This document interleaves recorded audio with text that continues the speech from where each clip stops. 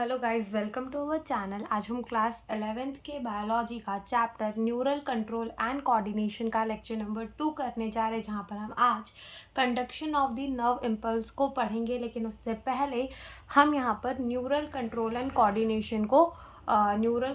Coordination का lecture number 1 revise करेंगे। ठीक है, तो उसके अंदर हमने सबसे पहले कहा था न्यूरल कंट्रोल एंड कोऑर्डिनेशन, यानी कि यहाँ पर न्यूरॉन्स के बारे में पढ़ना है, न्यूरॉन का कंट्रोल हमें पढ़ना है। और कोऑर्डिनेशन का मतलब होता है कि प्रोसेस जिसमें दो या दो से ज़्यादा ऑर्गन फंक्शन करते हैं, काम करते हैं साथ मिलके टू मेंटेन द बैलेंस।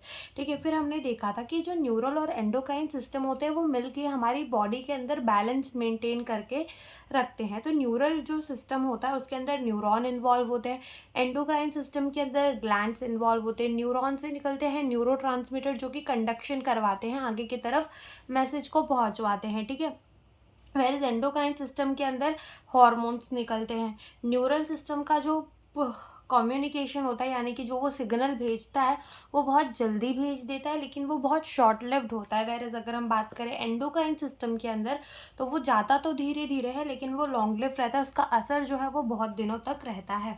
फिर हमने कहा कि न्यूरॉन सिस्टम के अंदर क्या क्या आता है, तो उसके अंदर न्यूरॉन के सेल्स आते हैं जो कि डिटेक्ट, ट्रांसमिट और रिसीव कर सकते हैं डिफरेंट काइंड ऑफ स्टिमुलस को। ठीक है, लोअर इन्वर्टेब्रेट्स जैसे कि हाइड्रा के अंदर, वहाँ पर हमें सिंपल न्यूरल सिस्टम देखने को मिलता है जिसमें collections of the network of the neuron देखने को मिलते हैं। और न्यूरॉन भी किस टाइप के न्यूरॉन देखने को मिलते हैं, एपोलर न्यूरॉन देखने को मिलते हैं। इंसेक्ट के अंदर थोड़ा डेवलप हो जाता है, वहाँ पर ब्रेन प्रेजेंट होता है along with the number of the ganglia and neural tissue. फिर हमने कहा था कि जो ह्यूमन न्यूरल सिस्टम है वो डिवाइडेड है सेंट्रल नर्वस सिस्टम और पेरिफेरल नर्वस सिस्टम के अंदर। सेंट्रल नर्वस सिस्टम के अंदर इंक्लूडेड है ब्रेन एंड स्पाइनल कॉर्ड। ठीक है, ब्रेन यानी कि सेंटर, वो सेंटर में प्रेजेंट है, इसलिए हम उसको क्या कह रहे थे, सेंट्रल नर्वस सिस्टम। तो ब्रेन से निकलती है 12 पेयर ऑफ दी नर्व, जिसे हम क्या कहते हैं, क्रेनियल नर्व। और ऐसे ही स्पाइनल कॉर्ड से निकलती है 31 पेयर ऑफ दी नर्व, जिसे हम क्या कहते हैं, स्पाइनल कॉर्ड। और ये जो नर्व्स होती है यही क्या बनाती है, पेरिफेरल नर्वस सिस्टम। तो ऐसे में हमारे दो नर्व हमें देखने को मिलती है, एक होती है एफेरेंट फाइबर और जिसे सेंसरी न्यूरॉन भी कह देते हैं, और एक होती है इफेरेंट फाइबर जिसे मोटर न्यूरॉन भी कह देते हैं। सेंसरी क्या होता है, जो ऑर्गन से इंफॉर्मेशन कहाँ ले आए, सेंट्रल नर्वस सिस्टम के पास। और मोटर क्या होता है, जो इंफॉर्मेशन को सेंट्रल नर्वस सिस्टम से कहाँ लेकर चली जाए, ऑर्गन के पास। तो ऐसे ही हमने फिर और देखा है कि पेरिफेरल न्यूरल सिस्टम के अंदर हमें देखने को मिलता है सोमैटिक न्यूरल सिस्टम और ऑटोनॉमिक न्यूरल सिस्टम। तो जो सोमैटिक न्यूरल सिस्टम है वो क्या करता है, इन्फॉर्मेशन को सेंट्रल नर्वस सिस्टम से वॉलेंटरी ऑर्गन के पास भेजता है। और ऑटोनॉमिक नर्वस सिस्टम क्या करता है, सिग्नल को सेंट्रल नर्वस सिस्टम से कहाँ भेजता है, इनवॉलेंटरी ऑर्गन। यानी अगर तुम दोनों ही केसेस में देखो तो सेंट्रल नर्वस सिस्टम से इन्फॉर्मेशन कोई ना कोई ऑर्गन के पास जा रही है, तो ये किस टाइप के न्यूरॉन में आ जाएगा, मोटर न्यूरॉन। फिर हमारा जो ऑटोनॉमिक न्यूरल सिस्टम है वो डिवाइडेड है इन द सिम्पैटिक और पैरासिम्पैटिक। सिम्पैटिक न्यूरल सिस्टम जो है वो इमरजेंसी के टाइम पे काम करता है, and parasympathetic neural system normal conditions में काम करता है। फिर हमने बोला था कि विजरल नर्वस सिस्टम होता है, तो उसमें क्या होता है, ये पार्ट ही होता है पेरिफेरल नर्वस सिस्टम का, जिसके अंदर सेंसरी एंड मोटर न्यूरॉन दोनों ही होते हैं। और ये इन्फॉर्मेशन जो है वो ट्रैवल करती है सेंट्रल नर्वस सिस्टम से विजरल ऑर्गन में, और विजरल ऑर्गन से कहाँ पर, सेंट्रल नर्वस सिस्टम पे। अब हमने फिर न्यूरॉन के सेल को पढ़ा था, जिसमें हमने कहा था कि 3 मेन चीज़ हमें न्यूरॉन के अंदर देखने को मिलती है, that is cell body, dendrites और एक्सॉन। फिर हमने यहाँ बनाया था न्यूरॉन सेल का स्ट्रक्चर, जिसमें हमने कहा था कि सबसे पहले उसकी क्या होती है, सेल बॉडी। सेल बॉडी के अंदर क्या होंगे, न्यूक्लियस। ठीक है, और यहाँ पर क्या प्रेजेंट होते हैं, छोटे छोटे in the cell body as well as in the dendrite क्या प्रेजेंट होते हैं, निजल ग्रैन्यूल, जो कि राइबोसोम्स और रफ एंडोप्लाज्मिक रेटिकुलम के मिलके बने हुए होते हैं, जो कि प्रोटीन सिंथेसिस का काम करते हैं। डेंड्राइट जो है वो सिग्नल को, स्टिमुलस को खींचता है, और सेल बॉडी से जो स्टिमुलस है वो यहाँ ऐसे एक्सॉन के थ्रू होती हुई कहाँ तक जाती है, नर्व एंडिंग तक जाती है, एक्सॉन की टर्मिनल तक जाते हैं। और जो एक्सॉन का टर्मिनल है वो एंड होता है बल्ब लाइक स्ट्रक्चर, जिसे कहते हैं साइनैप्टिक नॉब। उसी साइनैप्टिक नॉब के अंदर हमें देखने को मिलती है साइनैप्टिक वेसिकल, और साइनैप्टिक वेसिकल के अंदर हमें देखने को मिलते हैं न्यूरो ट्रांसमीटर। ठीक है, फिर हमने कहा था कि जो एक्सॉन है, एक्सॉन की जो मेम्ब्रेन है उसको क्या कहते हैं, एक्सोलेमा कहते हैं। ठीक है, और श्वान सेल्स देखने को मिलते हैं। श्वान सेल्स जो है वो एक्सॉन को आगे क्या करती है, पीछे से कवर कर लेती है। अब हो सकता है कि श्वान सेल प्रेजेंट हो एक्सॉन में, लेकिन जो एक्सॉन है वो अनमाइलिनेटेड हो। माइलिन शीट उसमें ना प्रेजेंट हो। और हो सकता है कि श्वान सेल आया है तो उसने माइलिन शीट बना ली हो, क्योंकि मैंने समझाया था कि माइलिन शीट अंदर की तरफ बनती है। ठीक है, तो माइलिनेटेड न्यूरॉन हमें क्रेनियल और स्पाइनल नर्व्स के अंदर देखने को मिलते हैं, और अनमाइलिनेटेड हमें ऑटोनॉमिक एंड सोमैटिक न्यूरल यानी कि मोटर न्यूरॉन के अंदर हमें अनमाइलिनेटेड न्यूरॉन देखने को मिल जाते हैं। ठीक है, फिर हमने देखा था नोड्स ऑफ रैनिवर, यानी कि जो गैप होता है between the two adjacent myelin sheath, उसी को क्या कहते हैं, नोड्स ऑफ रैनिवर। और जो माइलिन शीट होती है वो एक इंसुलेशन का काम करती है। ठीक है, इंसुलेशन का काम करती है। फिर टाइप ऑफ न्यूरॉन देखे थे तो अकॉर्डिंग टू एनसीईआरटी 3 ही टाइप के न्यूरॉन दिए हुए हैं, यूनिपोलर, बाइपोलर और मल्टीपोलर, लेकिन हमने पढ़े हैं 5 टाइप के। सबसे पहला ए पोलर न्यूरॉन, जिसके अंदर ना तो कोई डेंड्राइट होती ना तो कोई एक्सॉन होती। ठीक है, जैसे कि हाइड्रा के अंदर हमें देखने को मिलता है। फिर आता है यूनिपोलर न्यूरॉन, जिसके अंदर हमें एक एक्सॉन देखने को मिलता है अलॉन्ग विथ सेल बॉडी, ये एम्ब्रॉनिक स्टेज के अंदर हमें देखने को मिल जाती है। देन आता है बाइपोलर न्यूरॉन, जहाँ पर सेल बॉडी देखने को तो मिलती है विथ 1 एक्सॉन एंड 1 डेंड्राइट, ये रेटिना ऑफ द आई के अंदर देखने को मिलता है। और मल्टीपोलर न्यूरॉन, जहाँ पर बहुत सारे डेंड्राइट्स होते हैं और एक एक्सॉन होती है, जो कि सेरेब्रल कॉर्टेक्स में हमें देखने को मिलते हैं। और सूडो यूनिपोलर, यानी कि बनने तो ये यूनिपोलर न्यूरॉन था, लेकिन वो बाद में जाकर क्या बना देता है, अपनी डेंड्राइट्स और एक्सॉन बना देता है, तो हम उसे क्या कहते हैं, सूडो यूनिपोलर न्यूरॉन कहते हैं, यानी कि फॉल्स, यानी कि झूठा यूनिपोलर न्यूरॉन है, हम इसे ऐसे ही कह देते हैं। तो इतना हमने लेक्चर नंबर 1 के अंदर पढ़ लिया था। और अब हम क्या पढ़ेंगे, हम पढ़ेंगे generation and the conduction of the nerve impulse. तो यहाँ हम लिखते हैं जनरेशन का मतलब होता है कोई चीज़ का बनना। ठीक है, जनरेशन का मतलब क्या होता है, कोई चीज़ का बनना। जनरेशन एंड कंडक्शन का मतलब वो चीज़ आगे कैसी जा रही है। ठीक है, ऑफ नर्व इम्पल्स, यानी कि यहाँ पर किसकी बात हो रही है, सिग्नल की। सिग्नल बनी कैसे और सिग्नल ट्रैवल कैसे हो रही है, वो हमें यहाँ पर देखना है। ठीक है, conduction and the generation and the conduction of the nerve impulse. तो अगर तुम देखो तो सबसे पहले तो तुम्हें ये बात पता होनी चाहिए कि जो हमारे न्यूरॉन्स होते हैं ना, न्यूरॉन के जो सेल्स हमने आगे बनाए थे, तो जो न्यूरॉन्स होते हैं वो एक्साइटेबल सेल होते हैं। क्यों एक्साइटेबल होते हैं, बिकॉज इनकी जो मेम्ब्रेन है वो पोलराइज्ड होती है, पोलराइज्ड स्टेट में होती है। अब कोई भी चीज़ जब हम कहते हैं कि ये पोलराइज स्टेट में है, इसका मतलब वहाँ पर पॉजिटिव नेगेटिव वाला फंडा हमें देखने को मिलता है। वैसे ही यहाँ हम कह रहे हैं कि जो न्यूरॉन है वो एक्साइटेबल सेल है, क्योंकि उसकी मेम्ब्रेन जो है वो पोलराइज स्टेट में रहती है, यानी कि वहाँ पर हमें पॉजिटिव नेगेटिव वाली चीज़ें देखने को मिल जाती है। लेकिन क्वेश्चन ये आता है कि जो न्यूरॉन है, ठीक है, और उसकी जो मेम्ब्रेन है वो कैसे रह रही है, इन द पोलराइज स्टेट। तो वो रह कैसे रही है पोलराइज स्टेट में, तो सबसे पहले हम वो देखेंगे कि वो पोलराइज स्टेट में रह कैसे रही है। फिर जैसे ही कोई स्टिमुलस मिलता है तो वो कैसे डीपोलराइज्ड होती है, और जो इम्पल्स है वो आगे की तरफ ट्रैवल करती है। तो हम उस सीक्वेंस में इसको अच्छे से पढ़ लेंगे।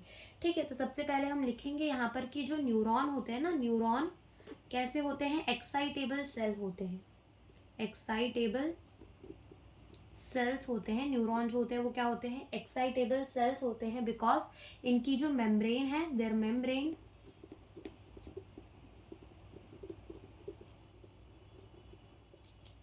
Are in polarise state. ठीक है, इनकी मेम्ब्रेन जो है वो कैसी रहती है, पोलराइज्ड स्टेट में रहती है।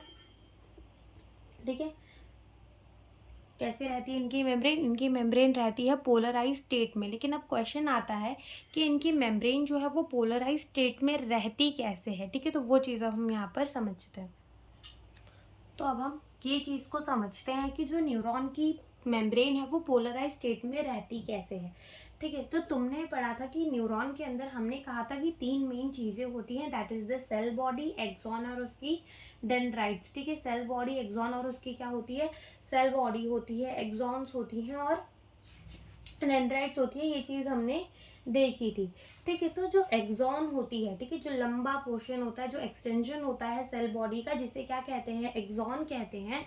तो जो एक्सॉन होता है ना, उसके ऊपर हमें कुछ ऐसा मान लो कुछ गेट जैसी चीज़ें देखने को मिलती हैं। तो हमें यहाँ पर क्या देखने को मिलती है, यहाँ 3 चीज़ें हमें देखने को मिलती है इसकी मेम्ब्रेन पे। ठीक है, एक्सॉन की मेम्ब्रेन में, ठीक है, एक्सॉन की मेम्ब्रेन में हमें 3 चीज़ें देखने को मिलती है। सबसे पहला यहाँ हमें देखने को मिलता है लीक चैनल। क्या देखने को मिलता है? Leak channel. अब यहाँ पे लीक चैनल का मतलब क्या है? यहाँ पर लीक चैनल का मतलब है कि ऐसी चैनल्स जो कि हमेशा खुली हुई रहती हैं किसी भी चीज़ की एंट्री और एग्जिट होने देने के लिए। तो यहाँ पर हमें लीक चैनल्स देखने को मिलते हैं जो कि हमेशा कैसे होते हैं? Always open. हमेशा कैसे रहते हैं? खुले रहते हैं। ठीक है, तो यहाँ पर हमें लीक चैनल्स देखने को मिल गए, पहली चीज़। दूसरी चीज़ यहाँ पर हमें देखने को मिलती है वोल्टेज गेटेड चैनल। ठीक है, voltage gated channel, voltage gated channel, that is the VGC, voltage gated channel. ठीक है, और हमें साथ साथ में एक्सॉन की मेम्ब्रेन में क्या देखने को मिलता है? Sodium potassium pump. क्या देखने को मिलता है? Sodium potassium pump. ठीक है, ये तीन चीज़ जो है वो हमें कहाँ देखने को मिलती है? एक्सॉन की मेम्ब्रेन में देखने को मिलती है। लीकी चैनल जो हमेशा खुले हुए रहते हैं, वोल्टेज गेटेड चैनल जो कि ज़रूरत के टाइम पे या फिर जैसी कंडीशन हो उस समय खुलते हैं, और सोडियम पोटेशियम पंप जो कि एक्टिव ट्रांसपोर्ट कराते हैं। अब क्या होता है, ये कैसे होता है, अभी खाली नाम लिख लो, आगे हम इसको समझते हैं। तो हमने कहा कि एक्सॉन की मेम्ब्रेन में होता है लीकी चैनल जो हमेशा ओपन होता है। तो ये जो लीकी चैनल्स होते हैं ना, ये भी कितने टाइप के होते हैं? दो टाइप के। एक होता है सोडियम लीकी चैनल और एक होता है पोटेशियम लीकी चैनल। ठीक है, अब सोडियम लीकी चैनल से क्या ट्रांसपोर्ट हो रहा होगा? सोडियम। वैसे ही पोटेशियम लीकी चैनल से क्या ट्रांसपोर्ट हो रहा होगा? पोटेशियम। ऐसे ही होता है वोल्टेज गेटेड चैनल भी दो टाइप के, एक होता है सोडियम वोल्टेज गेटेड चैनल और एक होता है पोटेशियम वोल्टेज गेटेड चैनल और सोडियम पोटेशियम पंप। ठीक है, तो ये नाम बस समझ लो कि एक्सॉन की मेम्ब्रेन में लीकी चैनल्स होते हैं। Leaky channel sodium leaky channel भी हो सकता है, पोटेशियम लीकी चैनल भी। वोल्टेज गेटेड चैनल जो ज़रूरत पड़ने पर ही खुलेंगे तो सोडियम वोल्टेज गेटेड चैनल होते हैं, और पोटेशियम और सोडियम पोटेशियम का पंप होता है। ठीक है, इतनी चीज़ याद रख लो। अब हम इसको बनाकर समझने की कोशिश करते हैं और समझते हैं। ठीक है, तो सबसे पहले मान लो कि यहाँ पर आप भी ड्राइंग बनाओ।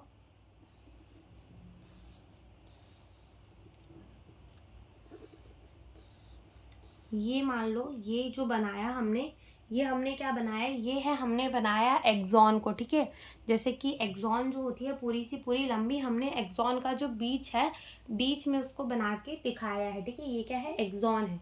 ये एक्सॉन के अंदर की साइड है, ये एक्सॉन की बाहर की साइड है, और ये एक्सॉन की क्या है? मेम्ब्रेन है। ये एक्सॉन की क्या है? मेम्ब्रेन है। तो हमने कहा कि एक्सॉन की मेम्ब्रेन के ऊपर हमें लीकी चैनल्स देखने को मिलते हैं, हमें वोल्टेज गेटेड चैनल्स देखने को मिलते हैं, और हमें सोडियम पोटेशियम पंप भी देखने को मिलता है। तो सबसे पहले तो तुम क्या करो कि यहाँ पर बना लो एक गोल सा,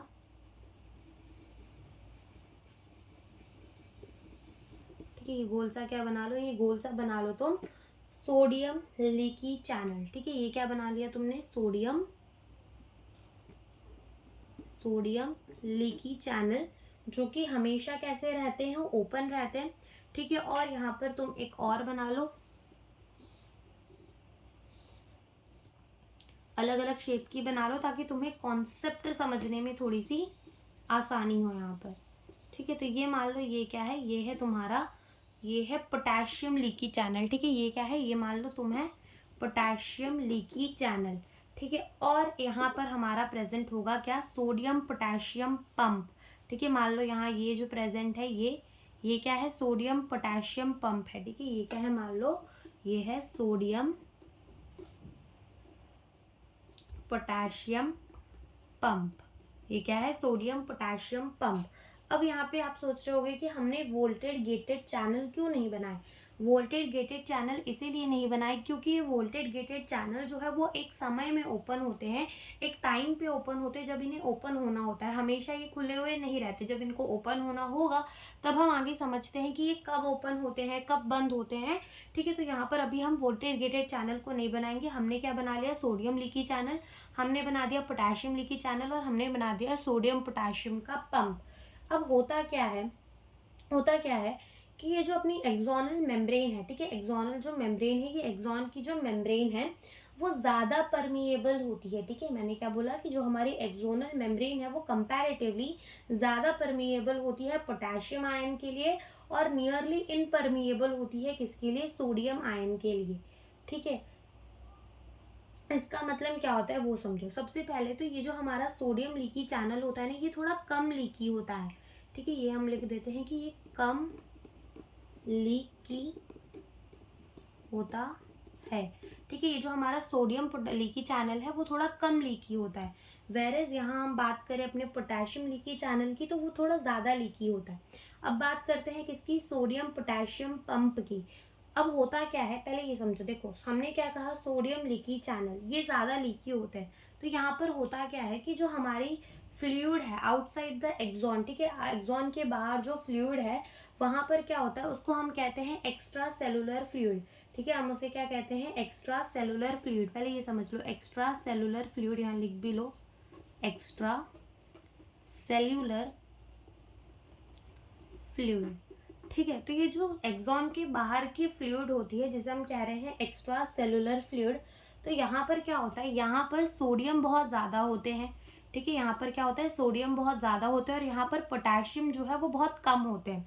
क्या बोला हमने कि जो हमारा एक्स्ट्रा सेलुलर फ्लूइड है आउटसाइड द एक्सॉन, एक्सॉन के बाहर जो फ्लूइड है वहाँ पर क्या होता है, सोडियम ज़्यादा होते हैं और पोटेशियम क्या होते हैं, कम होते हैं।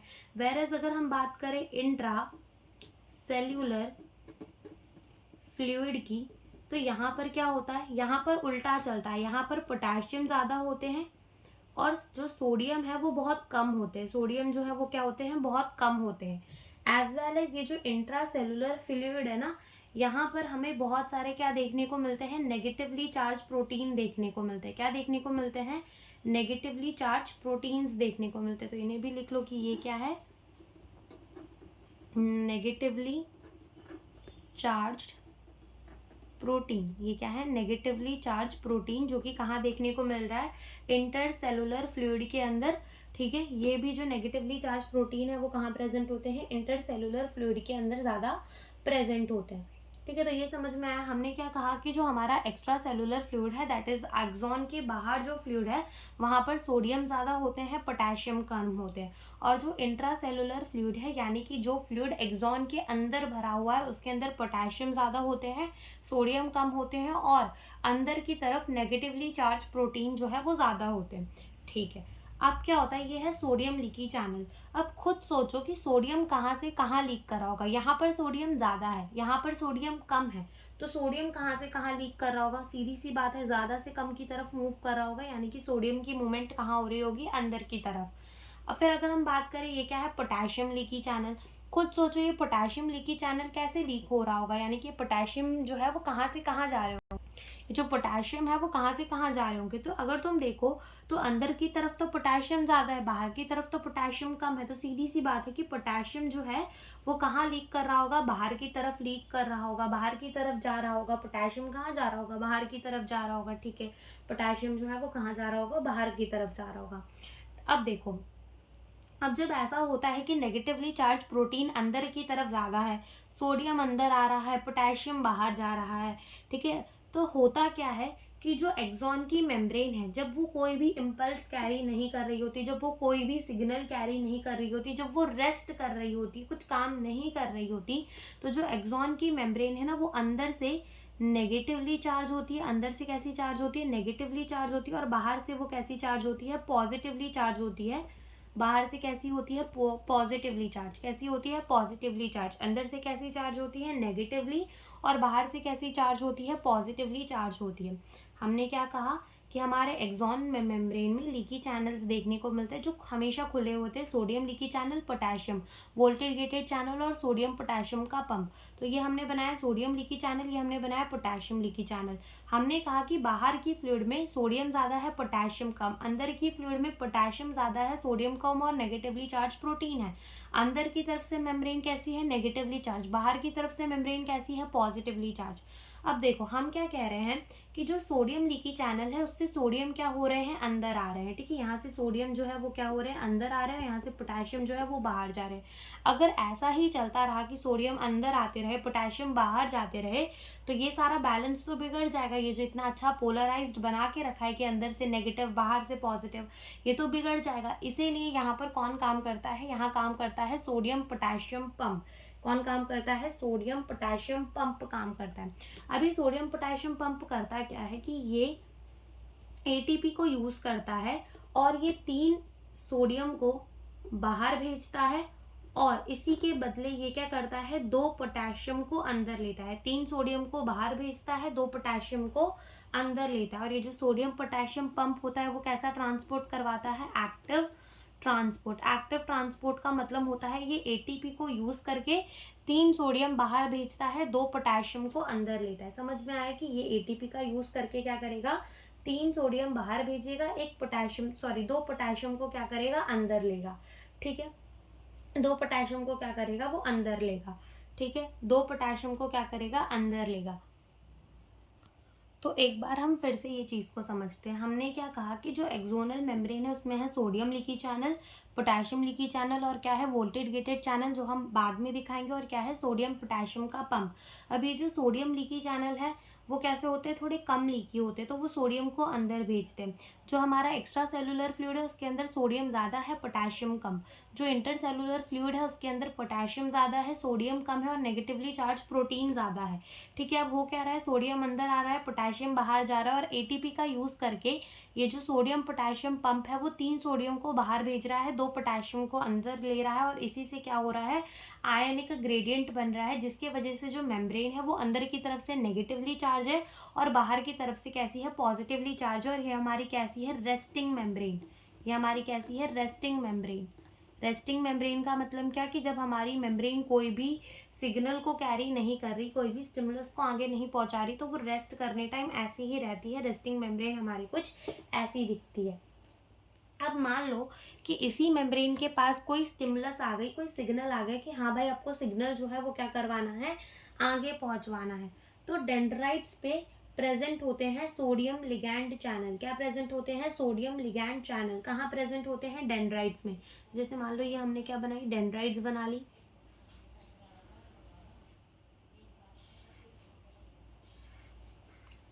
ठीक है, तो ये मान लो हमने क्या बनाई है, डेंड्राइट्स। अब हम कह रहे हैं कि डेंड्राइट्स में क्या प्रेजेंट है, सोडियम लिगैंड चैनल।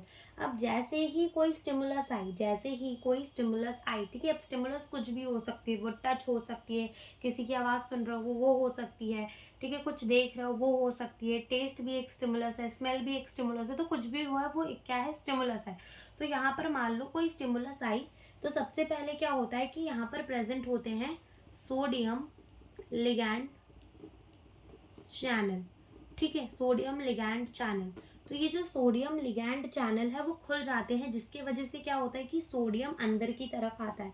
सोडियम कहाँ आ जाता है, अंदर की तरफ। अब जैसे ही सोडियम की एंट्री होती है ना, जैसे ही सोडियम की क्या होती है, एंट्री होती है, जैसे ही सोडियम की एंट्री होती है तो होता क्या है कि एक थ्रेशोल्ड स्टिमुलस मिल जाता है। यानी कि थ्रेशोल्ड स्टिमुलस का मतलब कि यहाँ पर एक ऐसा स्टिमुलस मिल जाता है जिससे ये पता चल जाता है कि हाँ भाई अब स्टिमुलस को हमें आगे भेजना है। तो जैसे ही सोडियम की एंट्री हुई, वरना तुम नंबर से ही समझ लो, जो रेस्टिंग मेम्ब्रेन होती है ना उसका पोटेंशियल कितना होता है, -70 मिली वोल्ट। कितना होता है, -70 मिली वोल्ट।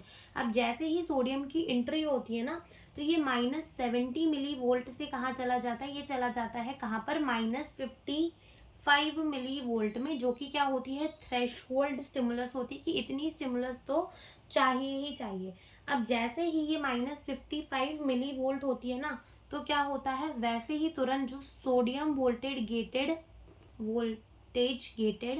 चैनल है वो क्या हो जाते हैं, ओपन हो जाते हैं। सोडियम वोल्टेज गेटेड चैनल जो है वो क्या हो जाते हैं, ओपन हो जाते हैं। और जैसे ही सोडियम वोल्टेज गेटेड चैनल जो है वो ओपन हुए, जैसे मान लो ये क्या है, सोडियम वोल्टेज गेटेड चैनल, तो जैसे ही सोडियम वोल्टेज गेटेड चैनल खुल जाते हैं तो होता क्या है कि सोडियम जो है वो अंदर की तरफ आने लग जाता है। और जैसे ही सोडियम अंदर की तरफ आता है तो सोडियम की अच्छी खासी एंट्री जो है बहुत तेज़ी से बढ़ जाती है, जिसके वजह से क्या होता है कि मेम्ब्रेन जो है वो अंदर की तरफ से कैसी हो जाती है, पॉजिटिवली चार्ज, और बाहर की तरफ से कैसी हो जाती है, नेगेटिवली चार्ज। अंदर की तरफ से हो जाती है पॉजिटिवली चार्ज और बाहर की तरफ से कैसी हो जाती है, नेगेटिवली चार्ज हो जाती है।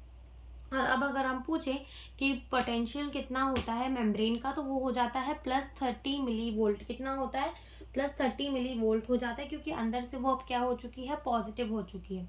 ठीक है।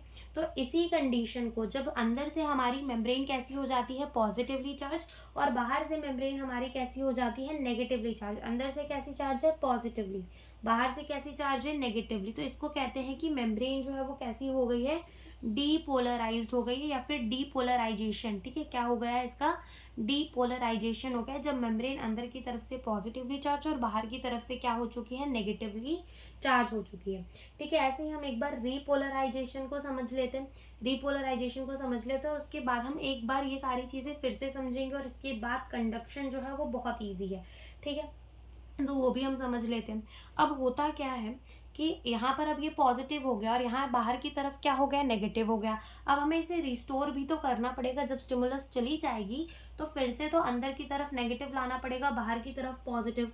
तो होता क्या है कि इसी को मेंटेन करने के लिए कि जब 30 milli volt plus 30 milli volt तक चला जा चुका है पोटेंशियल, तो क्या होता है कि पोटेशियम वोल्टेज गेटेड चैनल जो है वो क्या होते हैं, खुल जाते हैं। सोडियम वोल्टेज गेटेड चैनल बंद हो जाएंगे अब, और कौन खुल जाएंगे, पोटेशियम वोल्टेज गेटेड चैनल, यानी कि पोटेशियम वीजीसी खुल जाएंगे।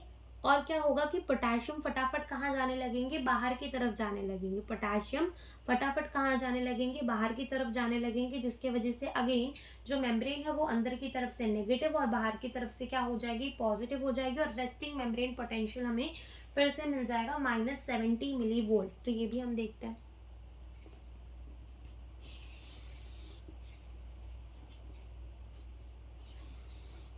अब हुआ क्या, यहाँ पर सोडियम VGC क्लोज्ड और पोटेशियम VGC ओपन। ठीक है, पोटेशियम VGC ओपन हो जाएंगी। मान लो ये क्या है हमारा, पोटेशियम VCG। अब जैसे ही पोटेशियम VCG खुल गए तो पोटेशियम क्या होने लगेगा, अंदर आने लगेगा। ओ सॉरी, ये पोटेशियम जो है वो बाहर जाएगा। ये पोटेशियम जो है वो कहाँ जाएगा, बाहर। अब पोटेशियम जो है वो कहाँ जाने लगेगा, बाहर जाने लगेगा, जिसके वजह से अगेन जो हमारी मेम्ब्रेन है वो अंदर की तरफ से नेगेटिवली और बाहर की तरफ से क्या हो जाएगी, बाहर की तरफ से पॉजिटिवली चार्ज हो जाएगी। और हमें मिल जाएगा हमारा resting membrane potential, that is -70 milli volt. कितना मिल जाएगा, -70 मिली वोल्ट मिल जाएगा। और इसी को क्या कहते हैं, इसी को कहते हैं रीपोलराइजेशन। क्या कहते हैं, रीपोलराइजेशन। की फिर से हमारी मेम्ब्रेन कैसी हो चुकी है, जैसी वो थी, फिर से वो कैसी हो चुकी है, वैसी ही हो चुकी है। ठीक है, तो इसका मतलब ये होता है। तो एक बार हम फिर से इसे समझते हैं। देखो, सबसे पहले हमने कहा कि जो हमारी एक्सॉन की मेम्ब्रेन होती है उसमें हमें देखने को मिलते हैं leaky channel, voltage gated channel और सोडियम पोटेशियम का पंप।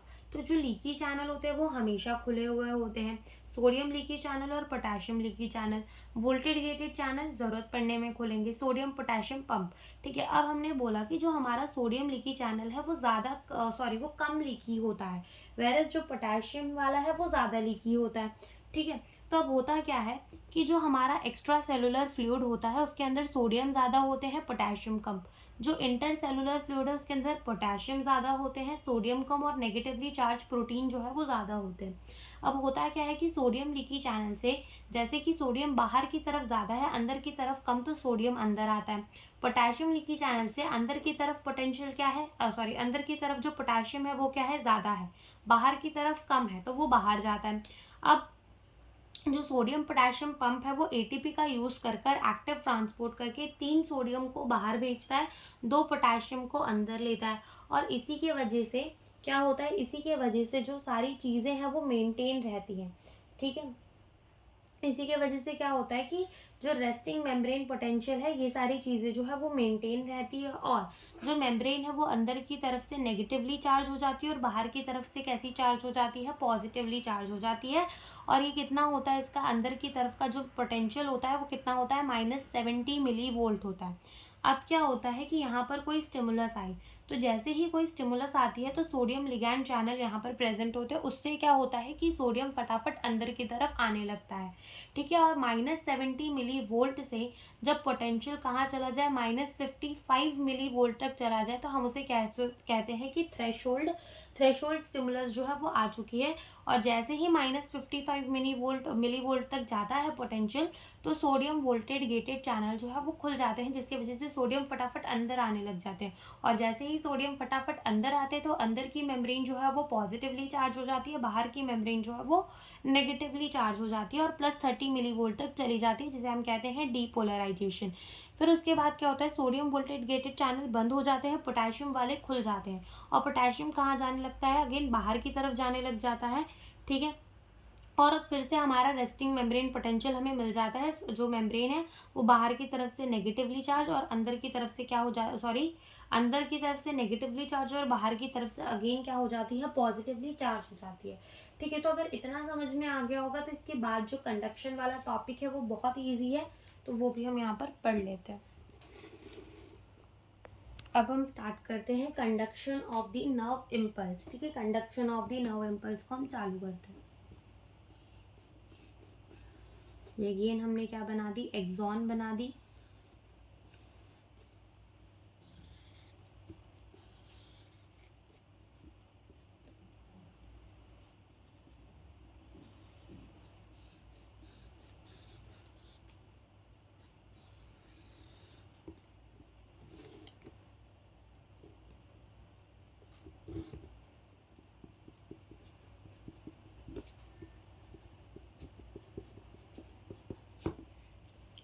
देखो, अब मान लो कि अगेन हमारी क्या है, एक्सॉन की मेम्ब्रेन है, कि हमारी क्या है, एक्सॉन है, और डेंड्राइट में प्रेजेंट है सोडियम लिगैंड चैनल। ठीक है, अब जैसे ही कोई स्टिमुलस आई, मान लो यहाँ पर कोई स्टिमुली आ गई, ठीक है, कोई स्टिमुलस आ गई, यहाँ पर कोई स्टिमुलाई आ गई, तो होगा क्या कि अंदर की तरफ से सबसे पहले मेम्ब्रेन अंदर की तरफ से कैसी है, नेगेटिवली चार्ज है, बाहर की तरफ कैसी है, पॉजिटिवली चार्ज है, अंदर की तरफ कैसी है, नेगेटिवली चार्ज है।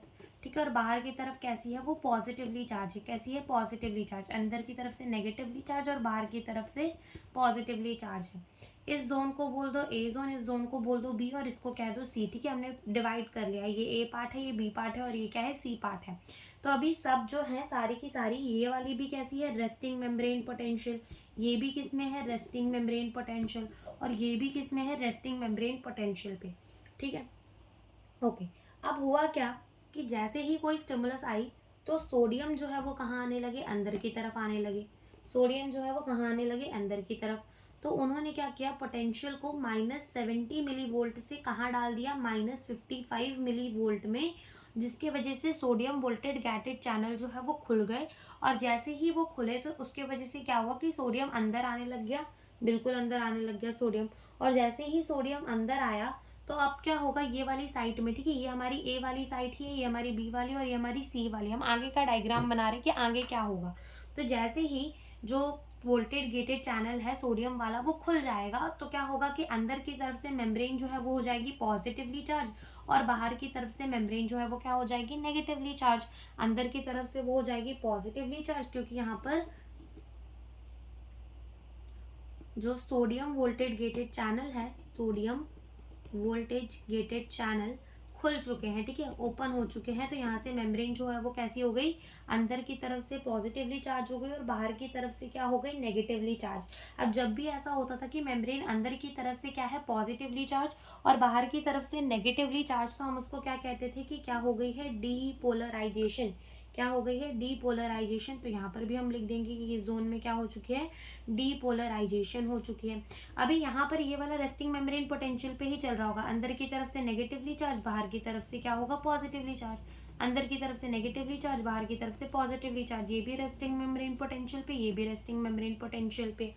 ठीक है, ये भी रेस्टिंग मेम्ब्रेन पोटेंशियल पे, ये भी रेस्टिंग मेम्ब्रेन पोटेंशियल पे होता है।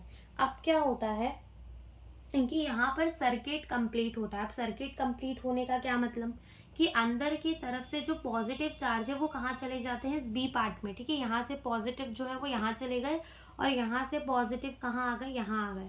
खुद ही सोचो, जब यहाँ से पॉजिटिव यहाँ आ जाएंगे और यहाँ से पॉजिटिव यहाँ चले जाएंगे तो सर्किट कंप्लीट हो गया। अब यहाँ से पॉजिटिव यहाँ चलेगा, इसका मतलब ये वाली जोन जो है अब क्या होगी, डीपोलराइज्ड होगी। वेर एज ये वाली जोन डीपोलराइज्ड होगी और ये वाली क्या हो जाएगी, रीपोलराइज्ड हो जाएगी। अब होता क्या है कि जब यहाँ से पॉजिटिव आयन जो है यहाँ चलेगा और यहाँ से पॉजिटिव जो है वो कहाँ चलेगा, यहाँ चलेगा। ठीक है, तो हम लिखते हैं कि पॉजिटिव आयन मूव अंदर की तरफ, यानी कि इनसाइड, अंदर कैसे चल रहे हैं, A to B whereas outside अगर हम बात करें वो कैसे चल रहे हैं, वो चल रहे हैं B2A। कैसे चल रहे हैं, B2A चल रहे हैं। अब होगा क्या, तीसरे पार्ट में देखते हैं।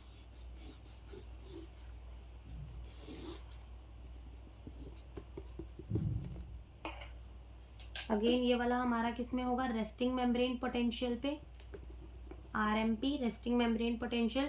अब यहाँ पर हमने क्या किया है, पॉजिटिव चार्ज को भेज दिया, तो ये अंदर की तरफ से क्या हो जाएगा, पॉजिटिवली चार्ज, बाहर की तरफ से हो जाएगा नेगेटिवली चार्ज। वेयरएज ये अब अंदर की तरफ से आ जाएगा पॉजिटिवली चार्ज और बाहर की तरफ से सॉरी अंदर की तरफ से नेगेटिवली चार्ज एंड बाहर की तरफ से क्या हो जाएगा, पॉजिटिवली चार्ज।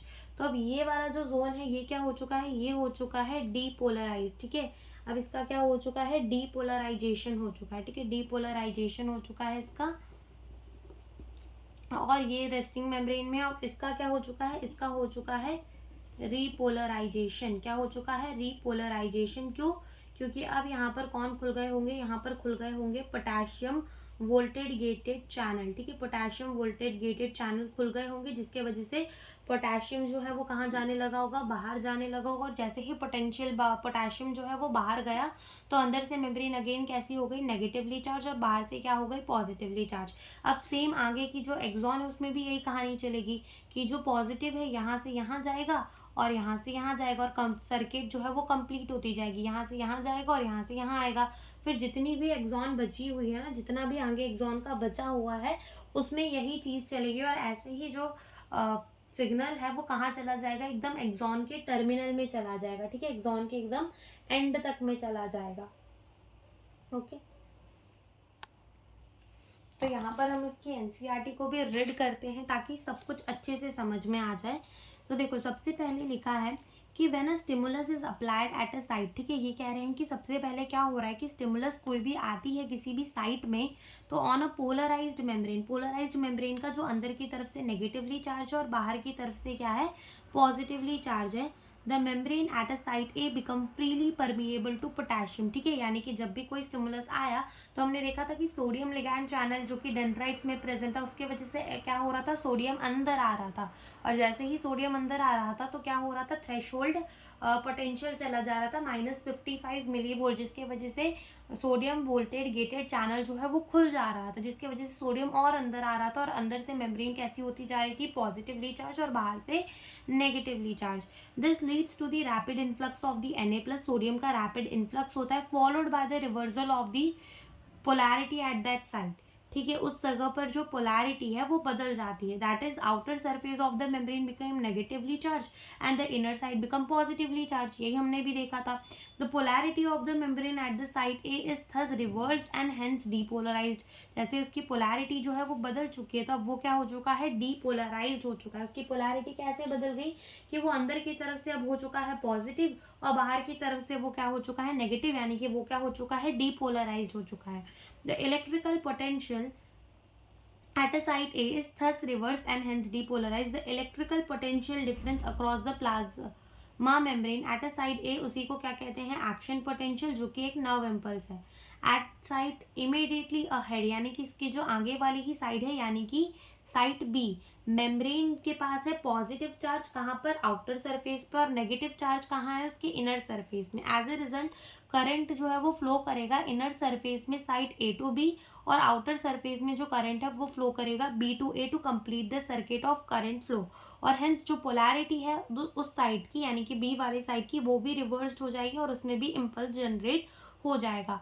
ठीक है, the sequence is repeated along the length of axon, और ये जो सीक्वेंस है वो पूरी की पूरी एक्सॉन में चलता है। And consequently the impulse is conducted, the rise in the stimulus induce permeability of the Na+ is extremely short-lived. It is quickly followed by rise in the permeability of the K+ within a fraction of second. K+ diffuse outside the membrane and restore the resting potential of the membrane at site of excitation, and the fiber become once more responsive for the further stimulation. तो यहाँ पर क्या बोला गया है कि जैसे ही sodium voltage gated channel जो है वो खुल रहे थे, तो सोडियम की एंट्री हो रही थी, तो वहाँ पे क्या हो रहा था, मेम्ब्रेन अंदर की तरफ से पॉजिटिवली चार्ज हो जा रही थी और बाहर की तरफ से नेगेटिव करंट फ्लो कर गया, सर्किट हो गया पूरा।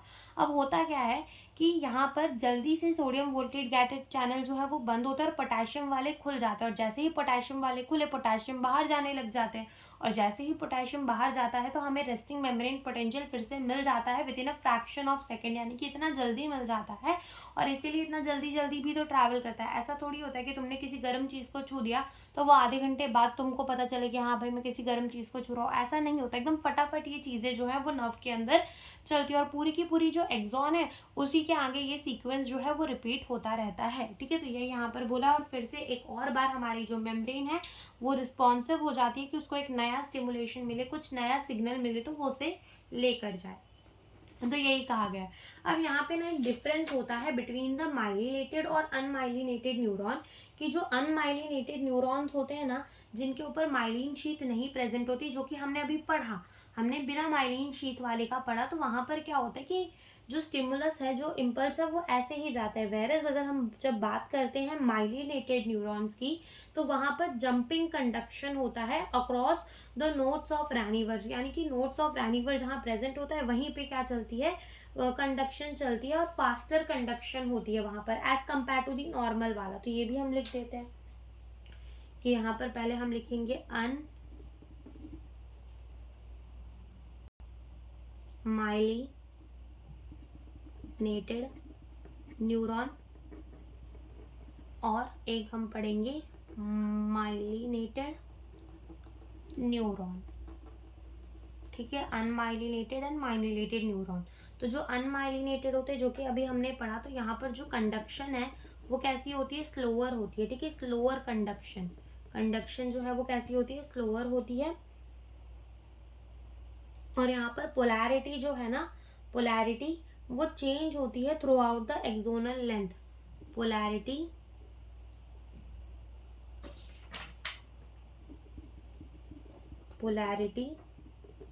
change throughout the axonal length।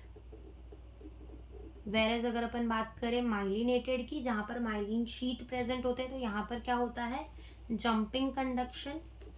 कैसे होता है वो भी अभी हम देखेंगे। Jumping conduction only across the notes of Raniver, only across the nodes of Raniver। ठीक है, और फास्टर कंडक्शन होती है।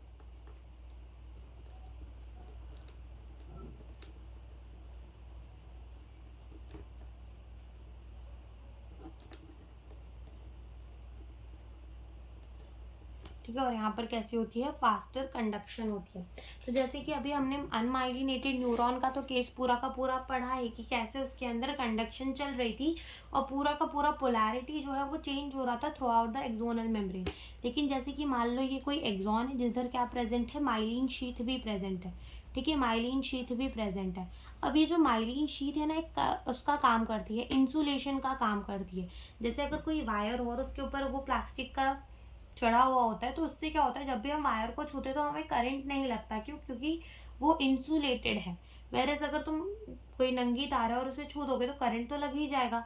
वैसे ही यहाँ पर ये जो माइलिन शीट होती है वो इंसुलेशन का काम करती है। माइलिन शीट जो है वो क्या करती है, इंसुलेशन का काम करती है। तो यहाँ पर अब कंडक्शन कैसे होगी, जैसे मान लो इधर पॉजिटिव है इधर नेगेटिव है, और यहाँ पर क्या है, बाहर की तरफ यहाँ पॉजिटिव है, सॉरी सुरको, जैसे मान लो कि सिर्फ यहाँ से कंडक्शन होती है। ठीक है, जंपिंग कंडक्शन इसी को कहते हैं कि कंडक्शन जो है वो ऐसे ही चलती है। इसी को क्या कह देते हैं, जंपिंग कंडक्शन कह देते हैं। क्या कह देते हैं, जंपिंग कंडक्शन। मान लो पहले अंदर जो है मेम्ब्रेन वो कैसी होगी, नेगेटिवली चार्ज होगी, और यहाँ पे नेगेटिवली चार्ज है तो बाहर की तरफ क्या होगी, पॉजिटिवली चार्ज होगी। सिमिलरली यहाँ पे मान लो कि यहाँ पर ये नेगेटिवली चार्ज कहाँ है, अंदर की तरफ, और बाहर कैसी है, पॉजिटिवली चार्ज है। इधर पे मान लो कि ये डीपोलराइज्ड है, यहाँ ये पॉजिटिवली चार्ज है और बाहर क्या है, नेगेटिवली चार्ज है, और अगेन यहाँ पर रेस्टिंग वाला केस चल रहा है। तो होगा क्या कि जो पॉजिटिव है वो कहाँ से कहाँ जाएगा, पॉजिटिव यहाँ से यहाँ जाएगा। ठीक है, और जो यहाँ से यहाँ है ये वो यहाँ आएगा, और ऐसे ही ये जहाँ पर जंपिंग पोटेंशियल चलेगी, यहाँ से यहाँ जंप करके यहाँ से यहाँ से यहाँ, तो इसके अंदर क्या चलती है, जंपिंग पोटेंशियल जो है वो हमें देखने को मिलती है। तुम ये नहीं भी बनाओगे तो भी चलेगा, बस समझ लो कि जंपिंग पोटेंशियल कैसी होती है अक्रॉस द नोड्स ऑफ रैनिवर, और इसको डायग्राम को बनाने की कोई ज़रूरत नहीं है, ठीक है। तो जंपिंग पोटेंशियल जो है वो ऐसे चलती है अक्रॉस द माइलिन शीट, ठीक है। तो बस ये टॉपिक के अंदर हमारा इतना ही है। ओके, तो आज का लेक्चर हमारा यही होता है ख़त्म। Thank you for watching the video, और इसके नेक्स्ट लेक्चर में हम ट्रांसमिशन ऑफ द इम्पल्स को भी समझेंगे। Thank you for watching the video.